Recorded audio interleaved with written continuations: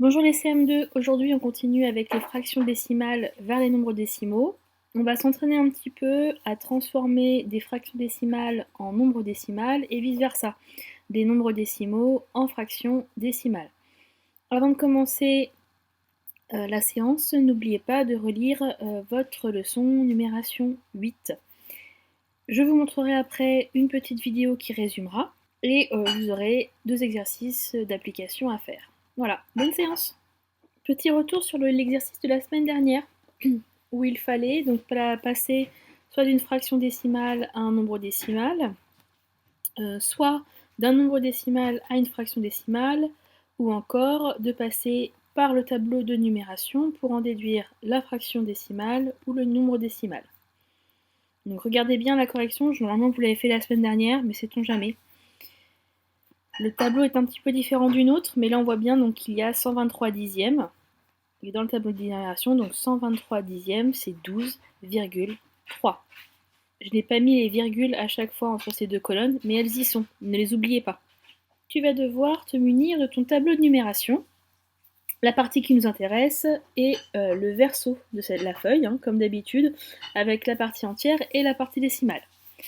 Donc prends ce tableau avec une pochette plastique, ainsi que ton feutre effaçable. Alors, je vais te demander à chaque fois 2 choses. Je vais te donner une fraction décimale, tu vas devoir l'écrire dans ton tableau et le transformer donc en nombre décimal. Et on fera l'inverse juste après. Tout d'abord, place 89 dixièmes dans ton tableau de numération. Fais une pause pour avoir le temps de réfléchir comme d'habitude. 89 dixièmes, donc les dixièmes sont ici. Hop. Donc 89 dixièmes, c'est égal à 8,9.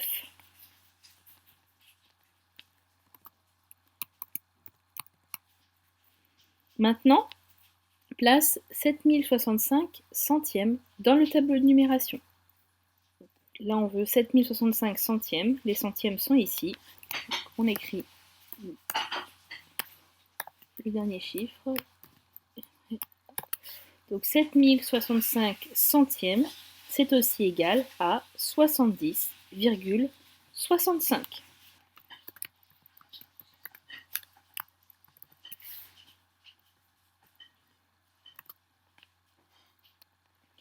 Maintenant, place 8326 millièmes dans le tableau de numération.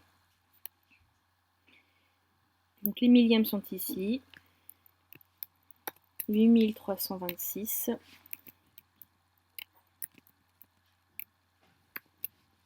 8326 millièmes, on peut l'appeler aussi 8,326.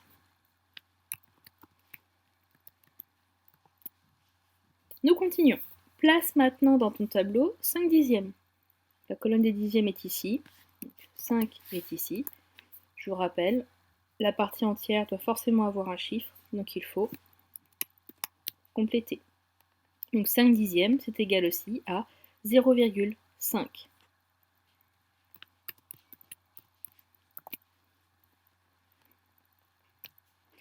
Place maintenant 4 centièmes. Donc les centièmes sont ici. On s'aperçoit que la partie entière est vide, donc on rajoute le chiffre 0. Mais là, ce chiffre n'est pas correct. Comme vous le voyez depuis le CE1, s'il y a une case vide, il faut la compléter par un 0. Donc 4 centièmes, c'est aussi égal à 0,04.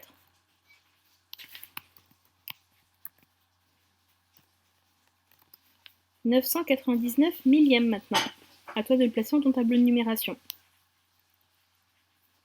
Les millièmes sont ici.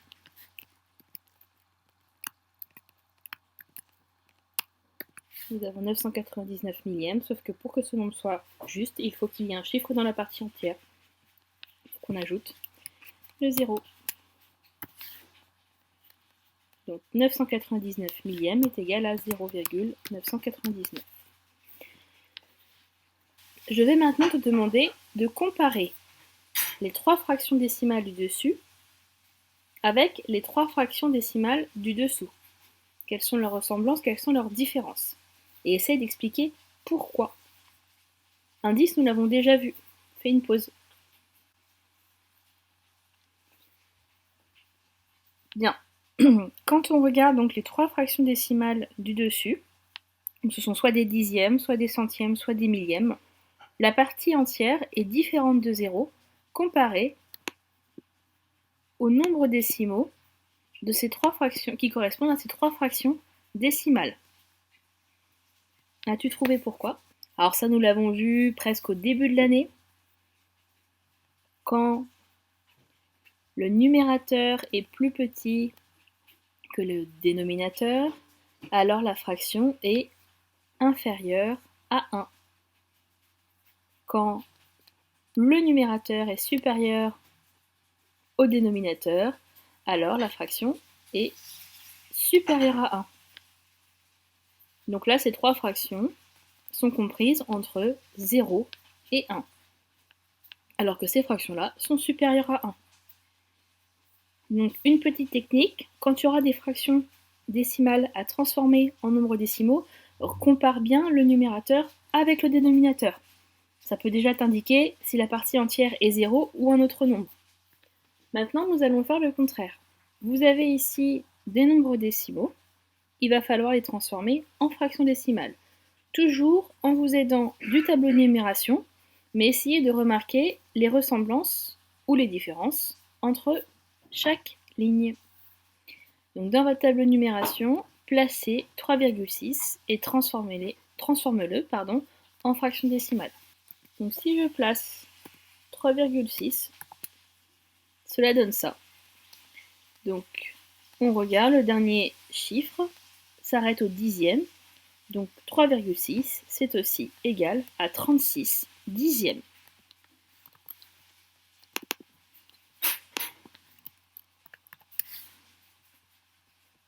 Pareil, fais la même chose pour 109,5.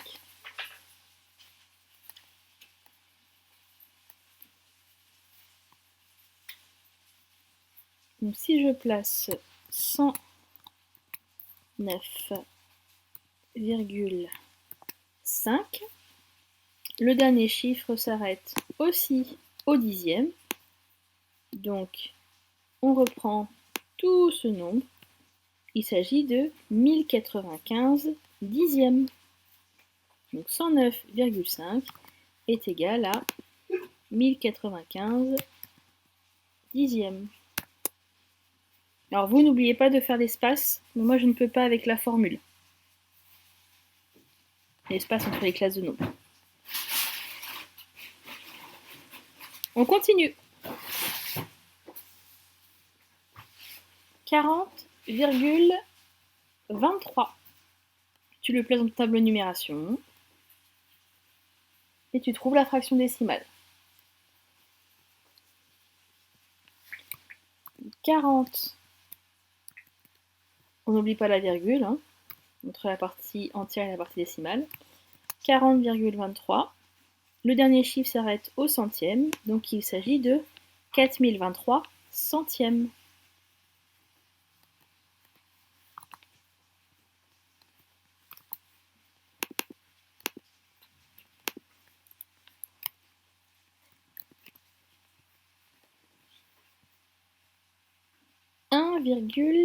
,89. Dans le tableau de numération, à transformer en fraction décimale toujours. 1,89. On s'arrête au centième également. 1,89 c'est égal à 189 centièmes.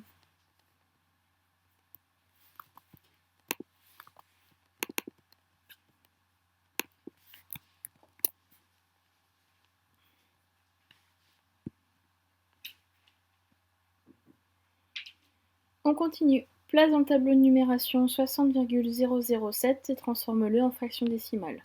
65,007.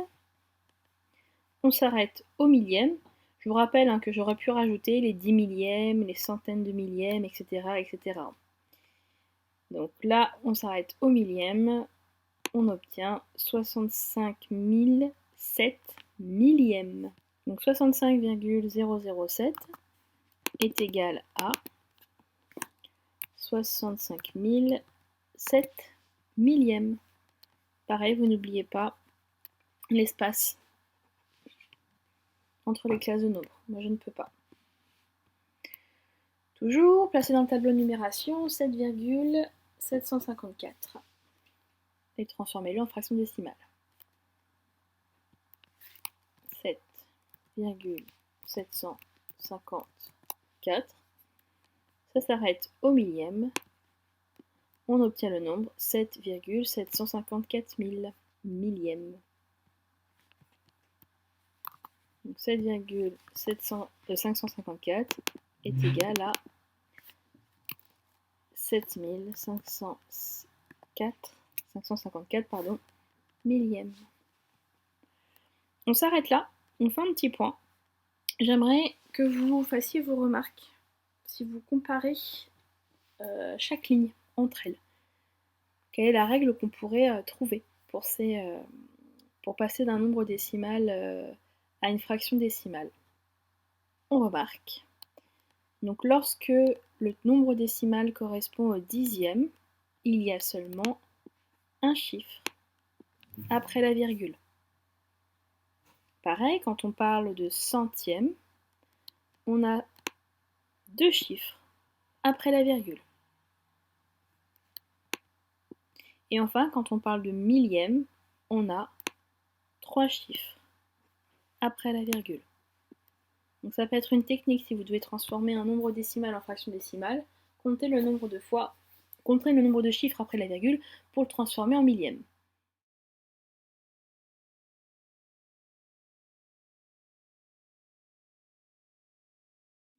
Attention, nous allons voir maintenant certains petits pièges. Donc même chose, là je vous demande de transformer ces nombres décimaux, 7,80, 2,600 et 5,0 en fractions décimales. Donc 7,80. 7,80, le dernier chiffre s'arrête dans la colonne des centièmes. Donc cela peut correspondre à 780 centièmes. Mais on peut l'écrire différemment. En effet, le 0 qui est placé tout à droite ne sert à rien. Si on reprend notre droite graduée représentant les centièmes, 780 centièmes, je vous laisse un petit temps pour essayer de le placer. En fait, une pause plutôt. Donc petit rappel, l'unité est partagée en 100, donc 1 est égal à 100 centièmes, nous on cherche 780 centièmes. Donc 100 centièmes, 200, 300, 400, 500, 600, 700 centièmes. Et ensuite on a vu que les barres qui étaient un petit peu plus foncées correspondent au dixième. D'accord? Donc, mais on pouvait compter de 10 en 10. Donc 710, 720, 730, 740, 50, 60, 70, 80. Donc 780 centièmes, c'est ici. Et on avait vu la semaine dernière qu'on pouvait le décomposer. 780 centièmes, c'est 7 unités, comme on le voit dans le tableau de numération, et 8 dixièmes. On le voit ici, 8 dixièmes. Donc, on peut très bien effacer ce 0 et dire que 7,80 c'est pareil que 7,8, donc c'est égal à 78 dixièmes. Donc il y a plusieurs écritures. 780. Donc je pense que vous aurez tous trouvé 780 centièmes. Mais il faut trouver aussi que c'est la même chose que 68 dixièmes. Alors là, on l'avait un petit peu évoqué en classe il y a quelques mois. Pour simplifier une fraction, certains avaient compris. 780, les enfants, c'est égal à 78 fois 10. Et 100, c'est égal à 10 fois 10. Donc si comme on a 10 en haut et 10 en bas dans cette multiplication, donc je répète, la multiplication 78 fois 10 et 10 fois 10, on barre un 10 en haut, on barre un 10 en bas, et on obtient celui-ci. Mais ça, c'est du programme du collège, les cocos. Donc, on va pas aller plus loin. Le nombre décimal à transformer maintenant est 2,600. Pensez bien à ce qu'on a dit ici. Donc, si j'écris 2,600, j'ai le droit d'écrire que 2,600, c'est égal à 2600 millièmes. Mais le 0 tout à droite ne sert à rien. Parce que 600, par exemple, là, 600 millièmes, c'est la même chose que 60 centièmes ou que 6 dixièmes. Donc, on peut dire aussi que c'est 260 centièmes. Mais le plus juste, c'est de dire que 2,600, c'est égal à 2,6, donc 26 dixièmes. Donc là encore, on a plusieurs possibilités d'écrire le nombre.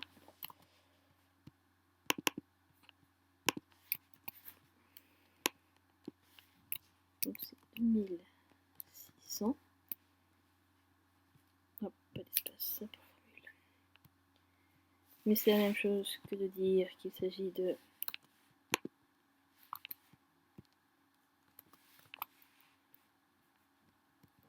260 centièmes.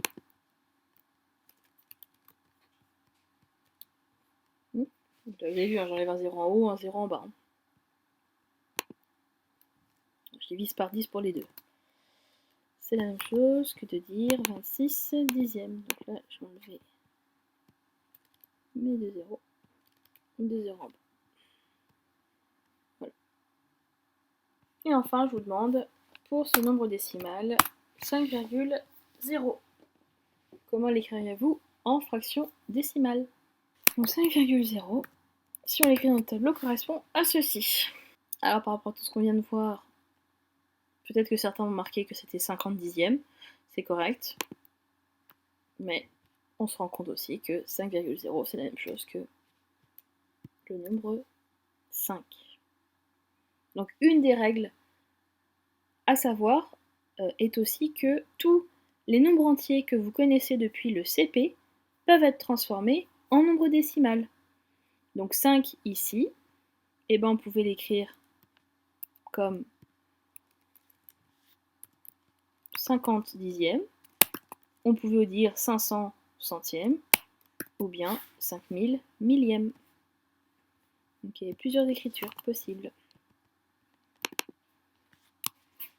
50 dixièmes, 500 centièmes, ou encore 5000 millièmes.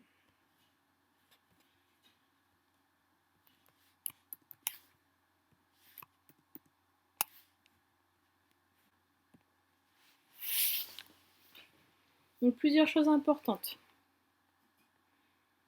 On peut passer d'une fraction décimale à un nombre décimal et vice-versa. Quand on parle de dixième, il y a un chiffre après la virgule. Quand on parle de centième, il y a 2 chiffres après la virgule. Quand on parle de millième, il y a 3 chiffres après la virgule. Quand on voit que le numérateur est inférieur au dénominateur, on aura forcément une fraction qui sera inférieure à 1, et donc le nombre décimal sera aussi inférieur à 1. À la part entière s'écrira 0. Donc les 3 exemples que nous avons vus, et enfin donc dans l'autre sens, quand il y a un chiffre après la virgule, cela correspond au dixième, 2 chiffres après la virgule au centième, 3 chiffres après la virgule au millième, mais attention, un 0 qui est écrit tout à droite dans la partie décimale, j'insiste, je parle de la partie décimale. 70, ce n'est pas 7. On peut l'enlever pour trouver directement donc sa fraction décimale qui lui correspond. Dernière chose, à tout nombre entier correspond une fraction décimale. Aujourd'hui, après avoir vu les deux vidéos, vous allez devoir faire ces deux exercices. C'est exactement le même principe que ce qu'on vient de voir. Donc prenez votre temps. La correction et sur la Synbox ou sur le NT. Si vous avez une question, n'hésitez pas à m'envoyer un petit message. A tout à l'heure les CM2. Comme je le dis par écrit, j'ai finalement mis 3 vidéos en bilan. Les liens sont dans le programme du jour. Je ne les ai pas incluses dans la vidéo. Cela prend trop de place dans la mémoire de mon ordinateur. Vous avez aussi donc la leçon qui est à recopier. Si vous avez une imprimante, je vous autorise à l'imprimer et à la coller dans votre cahier outils. Mais évidemment, il faut la lire, la comprendre et l'apprendre. Comme d'habitude, ce qui est écrit en rouge doit être écrit en rouge, les exemples sont en bleu à écrire en bleu.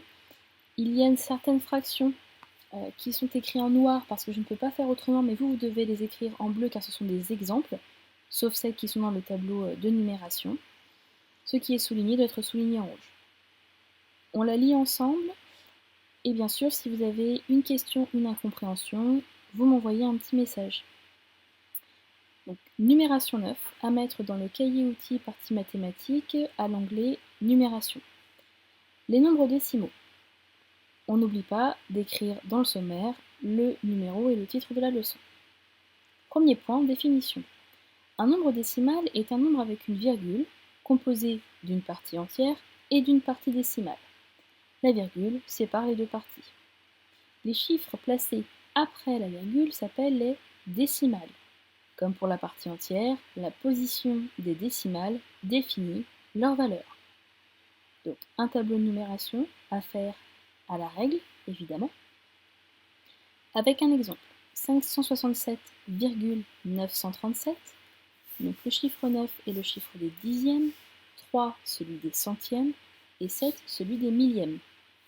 Tout comme dans la partie entière, 7 est le chiffre des unités, 6 le chiffre des dizaines et 5 le chiffre des centaines. Deuxième point, lire et écrire les nombres décimaux. On lit d'abord la partie entière, puis on intercale le mot virgule, et enfin on termine en lisant la partie décimale.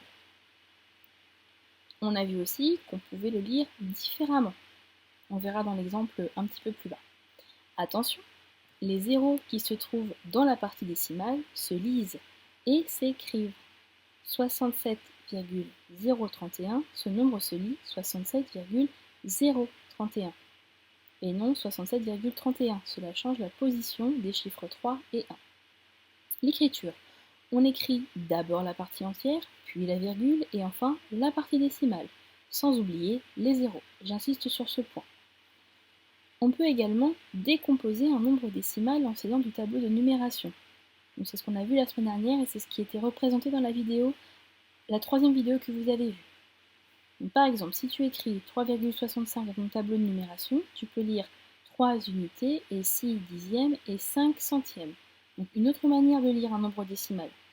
Ce qui correspond aussi à 3,65 est égal à 3 plus 6 dixièmes plus 5 centièmes. Donc là, il s'agit de la décomposition. Troisième et dernier point, l'équivalence, c'est-à-dire la correspondance, le lien entre fraction décimale et nombre décimal. Un nombre décimal peut s'écrire sous la forme d'une fraction décimale, c'est-à-dire une fraction ayant un dénominateur égal à 10, 100, 1000, etc. Ça, on l'a vu la semaine dernière, on l'a écrit dans la leçon numération 8, on l'a réécrit aussi ici, c'est très important de le comprendre et de le savoir. Deuxième petit point, un nombre entier peut s'écrire sous la forme d'un nombre décimal. On ajoute alors une virgule et un ou plusieurs zéros. Lorsqu'on ajoute des zéros après la virgule, ou qu'on les supprime, on ne change pas la valeur du nombre. Attention, j'insiste, s'il n'y a pas de chiffre placé à droite du zéro. Donc par exemple, pour les nombres entiers, ce qu'on a vu tout à l'heure, 54, c'est la même chose que 54,0, que 54,00, que 54,000. D'accord ? Pour 82,9, donc un autre exemple où là, cette fois-ci, il y a déjà un chiffre, une décimale après la virgule. Donc 82,9, c'est la même chose que 82,90, c'est la même chose que 82,900 et c'est la même chose que 82,9000. Et ces nombres décimaux correspondent aussi à des fractions décimales. Donc c'est la même chose que 829 dixièmes ou 8290 centièmes ou 82 900 millièmes.